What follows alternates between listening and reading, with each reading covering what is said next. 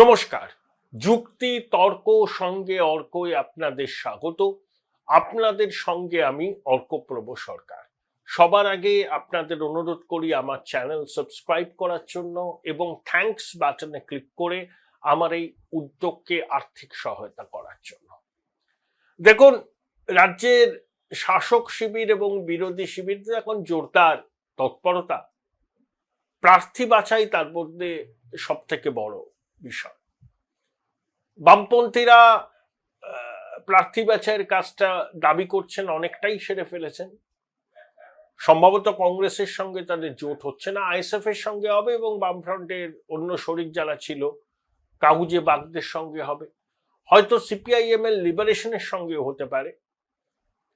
যদিও বামপন্থীরা কে কোথায় কত আসনে লড়বেন সে নিয়ে আমজনতার খুব একটা আগ্রহ আছে বলে মনে হয় না, কিন্তু আমরা যেহেতু এটা নিয়ে চর্চা করি তাই আমার মনে হয় যে এ বিষয়ে দু একটা কথা বলা দরকার। প্রতিকুর রহমান যে তৃণমূলে যোগ দিচ্ছেন, খোকাবাবুর হাত থেকে দলীয় পতাকা নেবেন, মগরাহাট থেকে প্রতিদ্বন্দ্বিতা করবেন, আইপ্যাকের সাজানো চিত্রনাট্য মেনে একের পর এক সাক্ষাৎকার দিচ্ছেন, এগুলো এখন দিনের আলোর মতো স্পষ্ট। সেলিম বাবু বলেছেন যে পুত্র হারানোর যন্ত্রণা অনুভব করছেন।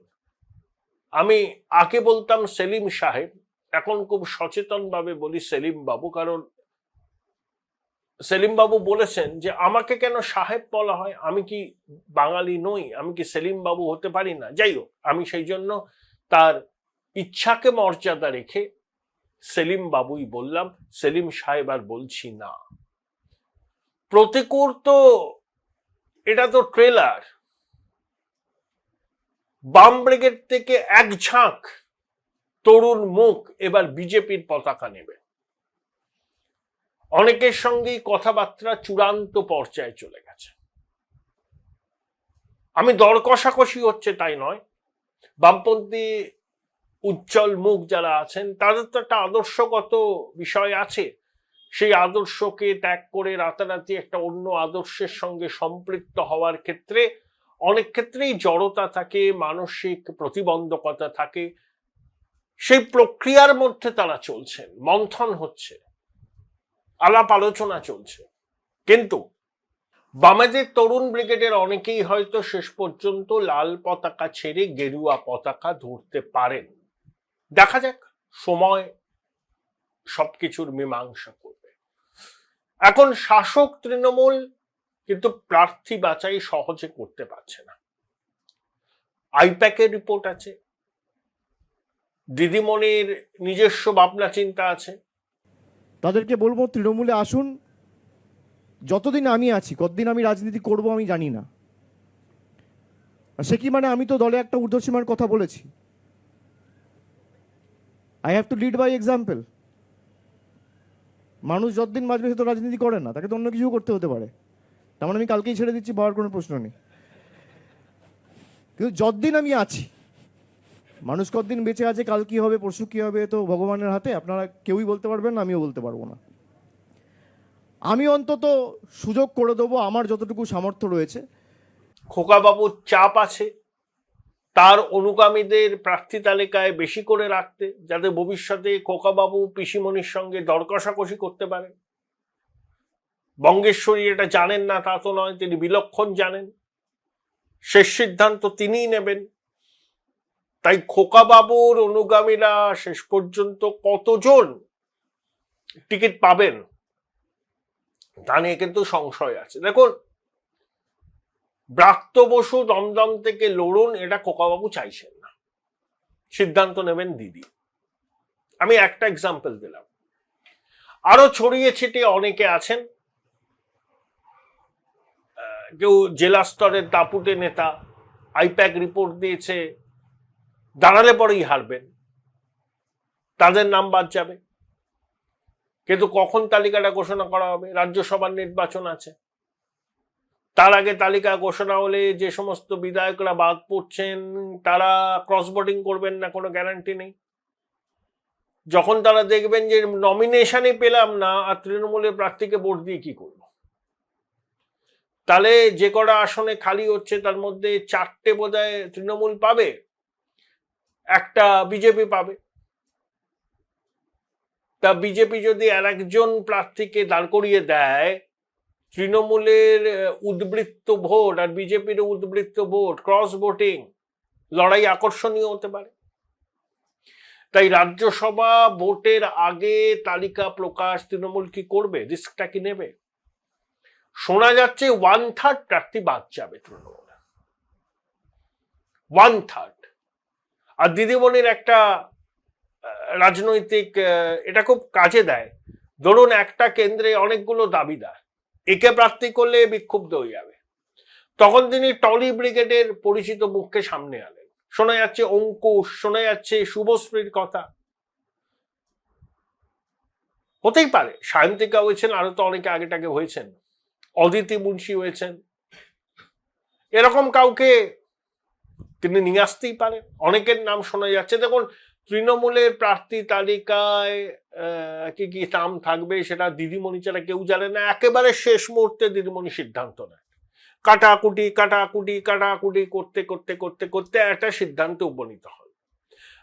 ববি হাকিমকে এবার দাঁড়াবেন, নাকি তার কেন্দ্রে তার কন্যা প্রিয়দর্শিনী হাকিম দাঁড়াবেন? সেক্ষেত্রে ববি হাকিমকে রাজ্যসভায় যাবেন?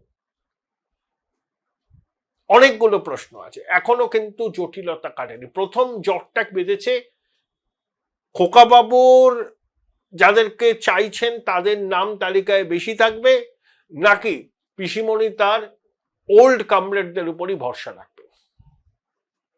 দেখুন, বঙ্গেশ্বরী নিজের ছায়াকে বিশ্বাস করেন না। তিনি যদি বুঝতে পারেন যে ইয়ার অ্যাপারেন্ট তার অনুগামীদের নিয়ে আগামী দিনে বিদ্রোহের ধ্বজা তুলে ধরবেন, হ্যাঁ, তিনি প্রয়াত অজিত পাওয়ারের মতো হবেন, তাহলে কিন্তু বঙ্গেশ্বরী সতর্কতা নেবেন। আর অভিষেক বন্দ্যোপাধ্যায় কিন্তু ভোটে লড়বেন না। কেন লড়বেন না? তার একটাই কারণ, দিদিমণি চান না অভিষেক লড়ুন। অভিষেক যদি ভোটে লড়ে তাহলে এই বার্তা তৃণমূলের র্যাঙ্ক অ্যান্ড ফাইলে যাবে যে অভিষেকে মুখ্যমন্ত্রী হবে সরকারে আসলে। দিদিমণি কিছুতেই এটা চান না। যদি যতদিন তৃণমূলের সরকার থাকবে তার সর্বাধিনায়িকা থাকবেন দিদিমণি, বাট দ্যাটস অল। তাই অভিষেকের প্রতিদ্বন্দ্বিতা করার সম্ভাবনা আমার মনে হয় নেই। তাহলে একটাই কারণ, দিদিমণি কখনো চাইবেন না অভিষেক প্রার্থী হলেই এই বার্তাটা চলে যাবে যে যুবরাজের রাজা হওয়ার সময়ের অপেক্ষা পিসিমণি হয়তো অবসরের গ্রহে চলে যাবেন কয়েকদিনের মধ্যেই। যদি তৃণমূল ক্ষমতায় আসে তাহলে অভিষেকে মুখ্যমন্ত্রী হবেন, মমতা দিদি হবেন না। এই বার্তা মমতা বন্দ্যোপাধ্যায় কখনো দেবেন না। তাই অভিষেক নির্বাচনে প্রতিদ্বন্দ্বিতা করবেন না বলেই আমার মনে হয়। হ্যাঁ, শেষ মুহূর্তে অনেক কিছু করতে পারে। আমি তৃণমূলের লোকজনদের সঙ্গে কথা বলেই কিন্তু এই ব্যাখ্যাটা দিচ্ছি। অনেকে লিখছেন না অভিষেক এখানে দাঁড়াবেন ওখানে দাঁড়াবেন, আমার মনে হয় না, উনি দাঁড়াবেন না। পিসিমণি চান না অভিষেক বিধানসভা নির্বাচনে লড়ুন, তাকে লোকসভার দলের নেতা করে দিল্লিতে পাঠিয়ে দেওয়া হয়েছে। দিদিমণি ক্ষমতার ভাগ কাউকে দেবেন না, এটা তার মনস্তত্ত্ব। আর এই বয়সে পৌঁছে উনি একজন প্রবীণা মাতৃশক্তি, তার মনস্তত্ত্ব তো বদলাবে না। এবার আসুন রাজ্যের প্রধান বিরোধী দল বিজেপি। বিজেপির দপ্তরে টিকিট প্রত্যাশীদের ভিড়, অনেকেই বায়োডাটা জমা দিচ্ছেন। নির্বাচিত বিধায়কদের কিছু তো বাদ যাবেনি, মানে যারা কিছুই করেননি, কোনো যোগাযোগই নেই, বাজার করতে গেলে কেন্দ্রীয় বাহিনীর জওয়ানদের নিয়ে ঘোরেন। সম্ভবত হিরণ টিকিট পাবেন না। হিরণকে নিয়ে যে বিতর্ক হয়েছে সেই আবহে হিরণের টিকিট পাওয়ার সম্ভাবনা কম। আর হিরণের সঙ্গে খোকাবাবুর ভালোই সম্পর্ক আছে, প্রয়োজনে হিরণ তৃণমূলের টিকিটে খড়গপুরে লড়তে পারে। দিলীপ ঘোষ মেদিনীপুরের কোনো আসন থেকে লড়বেন, হতে পারেন হিরণের বিরুদ্ধে দিলীপ ঘোষের লড়াই হবে। শুভেন্দু অধিকারী নন্দীগ্রামেই লড়বেন। শোনা যাচ্ছে অধ্যাপক বিমল শঙ্কর নন্দ দাঁতন আসনে লড়তে চাইছেন। অভিনেতা রুদ্রনীল ঘোষকে রামনগর কেন্দ্র থেকে প্রতিদ্বন্দ্বিতা করানো হওয়ার সম্ভাবনা রয়েছে।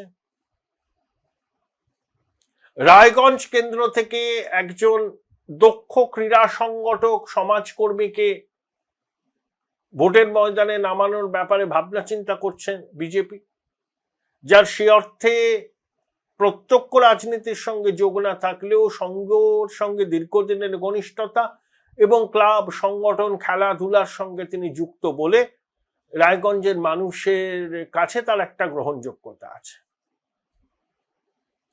তাপস রায় সম্ভবত শ্যামপুকুর কেন্দ্র থেকে লড়বেন, সজল ঘোষ দাঁড়াবেন বড়নগর কেন্দ্র থেকে, কৌস্তব বাগচি একটা কেন্দ্র থেকে লড়বেন,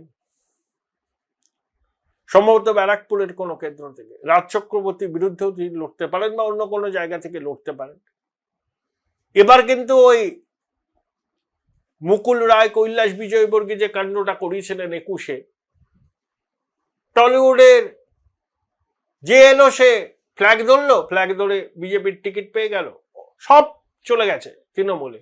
রুদ্র রয়েছে, রুদ্র এখন অনেক স্যাক্রিফাইস করে রাজনীতিটা করে, ওর কেরিয়ারকে কম্প্রোমাইজ করে রাজনীতিটা করছে, ও টিকিট পাবে সম্ভবত রামনগর কেন্দ্র থেকে।